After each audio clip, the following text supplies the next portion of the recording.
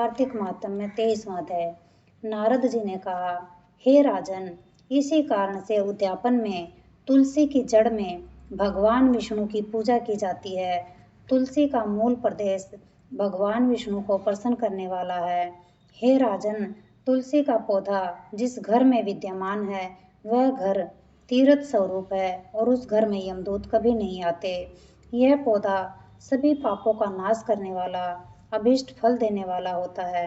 जो मनुष्य तुलसी का पौधा लगाता है वह यमराज को नहीं देखता। भगवान नंदी का दर्शन, गंगा स्नान व तुलसी के पौधे का संसर्ग, ये तीनों एक पुण्यप्रद है। तुलसी को छूने से कामिक, वाचिक और मानसिक आदि संपूर्ण पाप नष्ट हो जाते हैं। जो प्राणी तुलसी के दल से भगवान का पूजन करते हैं वह पुण्य गर्भ में नहीं जाते और निसंदेह जीवन मुक्त हो जाते हैं। तुलसी के दल में पुष्कर आदि समस्त तीर्थ, गंगा आदि नदियाँ और विष्णु प्रभृति जब देवता निवास करते हैं। तुलसी के पौधे के पास जो अपना प्राण विसर्जन करता है वह चाहे कितना बड़ा पापी क्यों न हो, उसे यमराज नहीं देख सकते। हे राजन, जो लोग तुलसी के काष्ठ का चंदन लगाते हैं वह सहज में मोक्ष को प्राप्त होते हैं।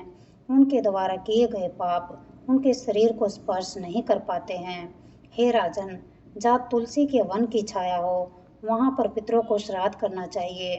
वहाँ पर पितरों के निमित्त दिया हुआ दान हमेशा के लिए अक्षय होता है। आंवले के वृक्ष की छाया में जो प्राणी पिंड दान करते हैं उनके पितर यदि नरक की यातना भी भोग रहे हों तो भी मुक्त हो जाते हैं।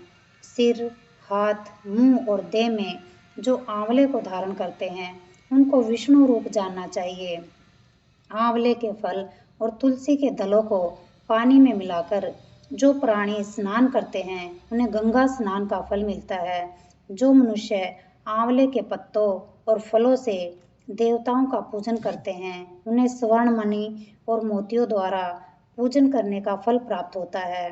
कार्तिक मास में सब तीर्थ, ऋषि, देवता और सब यज्ञ जब सूर्य तुला राशि में होता है आंवले के वृक्ष में वास करते हैं।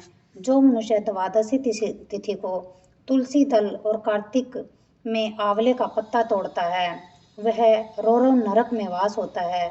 जो कार्तिक में आंवले की छाया में बैठकर भोजन करता है उसके अंत संसर्ग में सभी दोष नष्ट हो जाते हैं।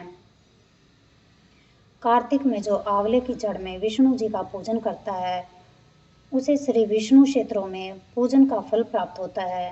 आंवले तथा तुलसी की महत्ता का वर्णन करने में श्री ब्रह्मा जी भी असमर्थ है। इसलिए धात्री और तुलसी जी की जन्म कथा सुनने से मनुष्य अपने वंश सहित मुक्ति को पाता है। जय भगवान। सुख शांति, सुख शांति, सुख शांति।